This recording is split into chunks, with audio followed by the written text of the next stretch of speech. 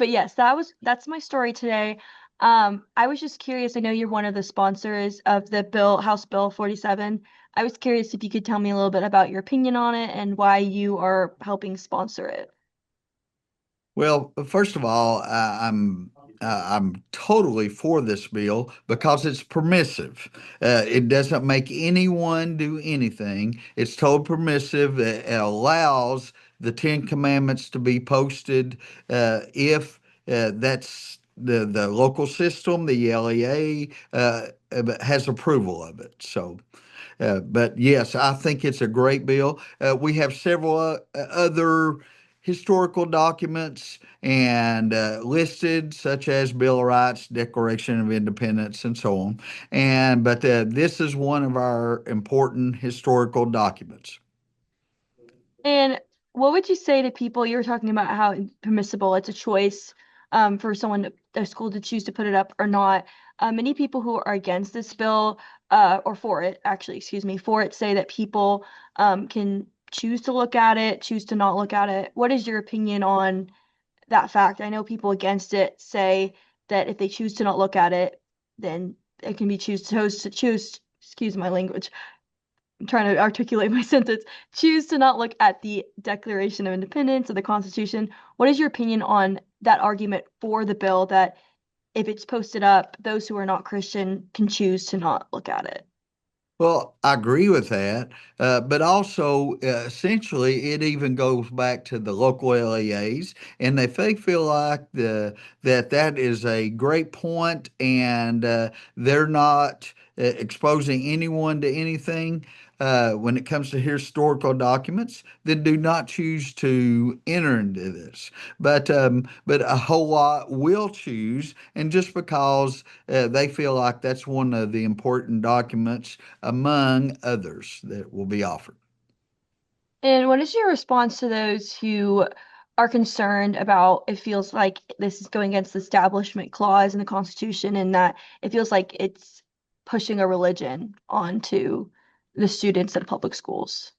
I do not feel that way. I never want to. I'm a Christian, but I never want to impose a bill that takes away their religious freedoms. And to me, this is a document that is posted. We're not doing anything at all about their individual rights to freedom and their individual rights also to whatever spirituality, religion that they prefer.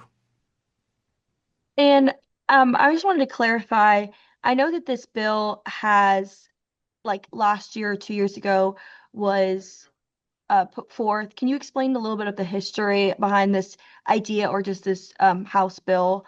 I know it's been passed now in the House, but I know had it's been filed in 2024 and they talked about it in 2025. Can you tell me a little bit about the history of this bill?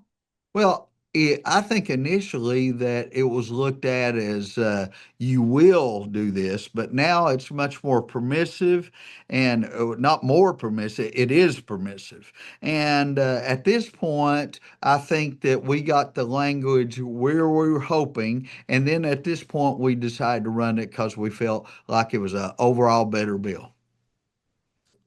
Is there anything else on the side of, sponsoring this bill and being for this bill that you would want people to know who voted no this past week on the bill? Like your feelings that I didn't specifically ask you?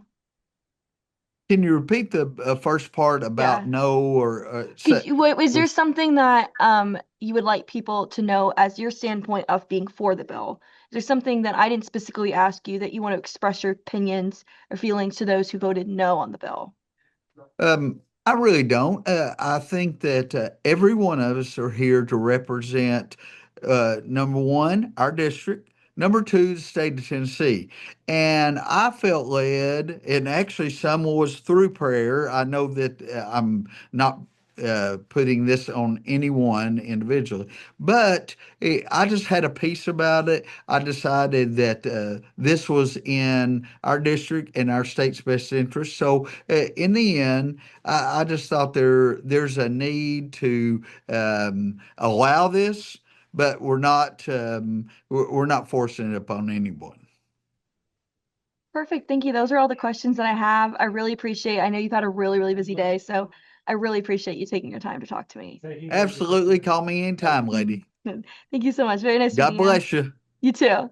As you know, my story today is about the bill that passed the Tennessee House of allowing public schools to post the Ten Commandments in public spaces, in public charter schools or public schools in general. I was just curious what your opinion on that is. Yeah, well, I was raised in the church that faith is in your heart. It doesn't belong on a poster board in a classroom in a public school. We certainly had concerns about that piece of legislation. I believe there's establishment clause issues. They were talking about putting it up with the Constitution of the United States, which if it was put up right next to it, it is the foundation of our law and legal system, and it would probably tell you that the Ten Commandments doesn't belong in a classroom in Tennessee. I certainly appreciate and understand that everyone has their own faith and religion, and so to the extent the government is deemed to establish any particular religion, that's certainly problematic under the Constitution. And what would you say to, I know some people are for this bill, that it's a historical document. What is your response to that of that's their justification for being wanting to post it in public schools? Well, the reality is it's a religious document, and so that creates the problem under the laws of the United States, and so that's why it could be deemed to violate the Establishment Clause, because if you want to put up the Ten Commandments, and you've got to talk about putting up, the Quran or another religious text, and if you don't, you could possibly violate the law. So regardless of how you characterize the Ten Commandments, and I was certainly raised on the Ten Commandments myself in Bible school growing up and in my church. But again, this is about religion. Faith is in your heart. It's not on the poster board. And so whether we post it in classrooms or not is not going to achieve whatever their stated purpose here is. Our goal in our public schools is to educate children. And there's nothing in the law currently that says the Constitution of the United States, the Declaration of Independence, can't and shouldn't be posted in classrooms. And they were included in that law to kind of cover up the fact that there's, the Ten Commandments issue, which again creates constitutional concerns for any school district that chooses to do this. Do you think that it's like against like the separation of church and state? Like is that the main part of why you're against this, of the separation between church and state when this is a public school? Well, the reality is that anytime you decide to establish one religion over another in a public setting, or the government does that, it creates constitutional concerns because of the Establishment Clause. So that's the root of our concerns. My concern isn't with religion. It's certainly not with challenging people's faith. That's not the root of the concern. As a Christian man and have a Jewish family, I certainly understand and appreciate all faiths. But the reality is that there are classrooms in the state of Tennessee that contain wonderfully diverse populations that celebrate many faiths.